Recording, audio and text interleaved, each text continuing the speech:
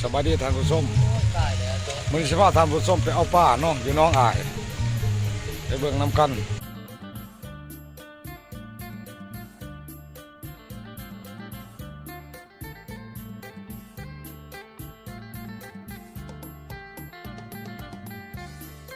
ร้านหน่อย2ตัวอยู่ทางรถนี่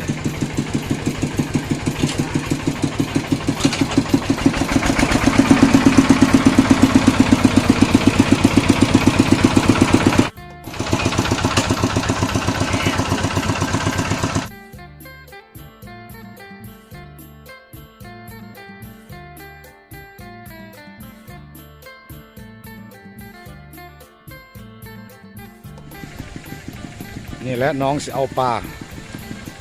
น้องเป็นน้องแคมบากนะ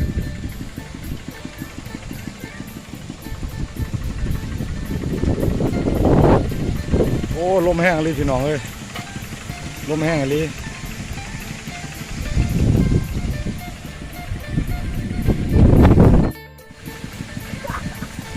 ลองเบิ้งลองควงเบิ้งบ่เป็นนะ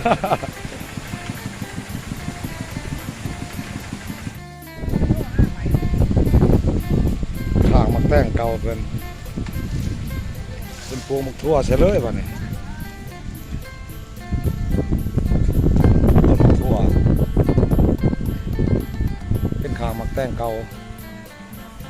เครื่องมักแต่งเก่า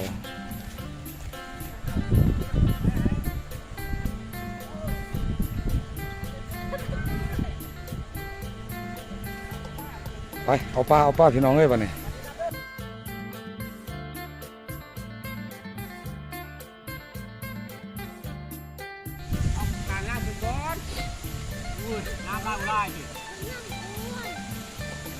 เพิ่นเอากลางน้ำขึ้นก่อนเพิ่นสิเอาแยงแกฮะใช้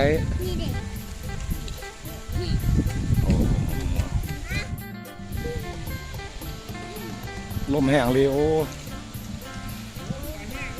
น้ำคอนนี่ลีแหละพี่น้องเลยป้าเพิ่นนี่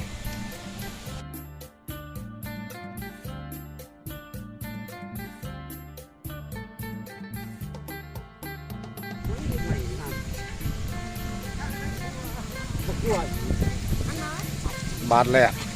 ได้หลายเติบเอาไม้ซักใส่เ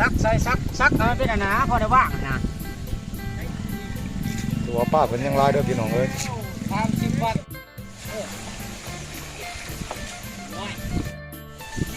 หมวดนั้นก็แย่งแกแล้วหมวดนั้น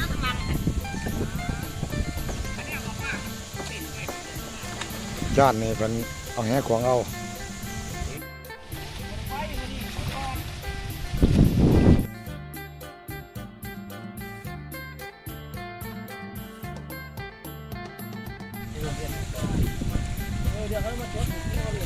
หลายตัวพี่น้องเอ้ยเพราะป้าเอาลูกยังไงอยู่ลูกเพราะว่าอะไรไว้หนูเช่าลูกได้โอ้ยได้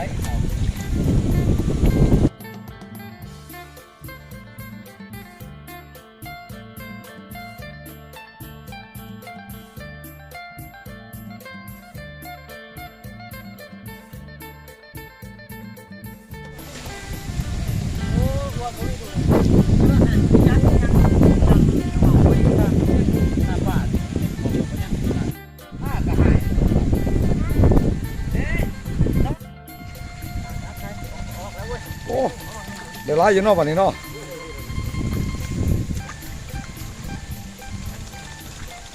ติดไฟเลยจีติดแล้วครับอยากนำด้วยครับไหนจับไปยางเลยนะเชื่อมกุ้งดีกุ้งพวกเจ้าหมดแล้วเดี๋ยวเอาลูกเบาครับ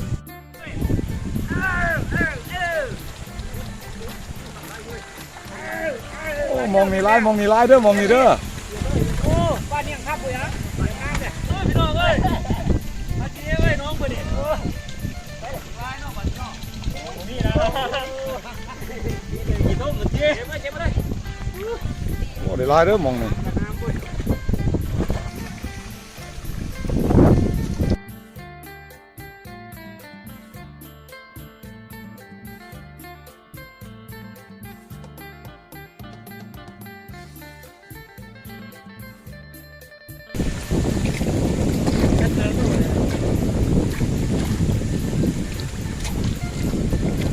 นอนอยู่ พอกระดิ่งประดิษฐ์หวยได้บ่นี่ โมเดลบริหารก็พ่อว่าบริแอบลงไปผู้กล้าบ่ได้ไม่ได้จะอยู่ห้องนั้นหรอกมันจะ กระดิ่งร้ายไปไหนตัวน้องกระดิ่งร้ายไปไหนตัว เพิ่นเศร้าแก่แล้วก็เอาแห่ต่อ ไปเช้าเมื่อขาแล้วก็เราแล้วเมื่อโอ้ย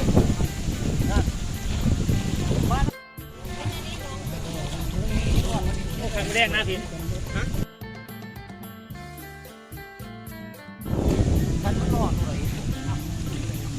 ตามเบิ่งคือพวกเพิ่นสิได้หลายเนาะ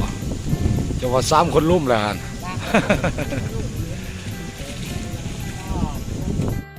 จะออกตัวมือเลยผู้ป่านี่ยังก็ปีนี้จัด ป้าหยังเอ้ย โอ้ยมันจันกินต้มรัว โอ้ยถือเกินกัน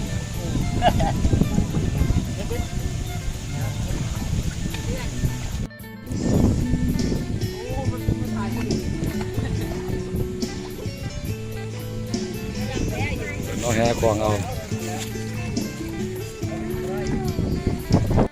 ป้าดาจะกินเที่ยอะไรไก่เนาะคายป่าเนาะ บ้านในค่ำพี่น้องเอ้ยบ้านในค่ำใหญ่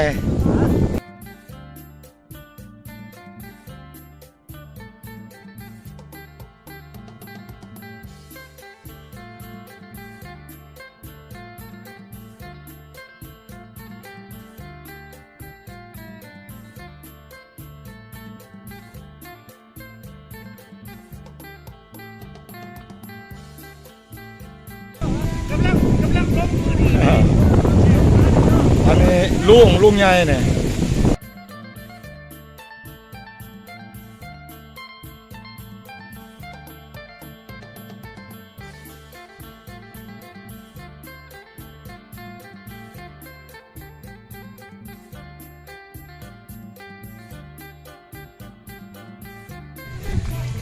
คือว่าคลิปนี้จบเพียงเท่านี้เนาะ ตัวห้ามโยกแล้วทำไมเอาต่ออีก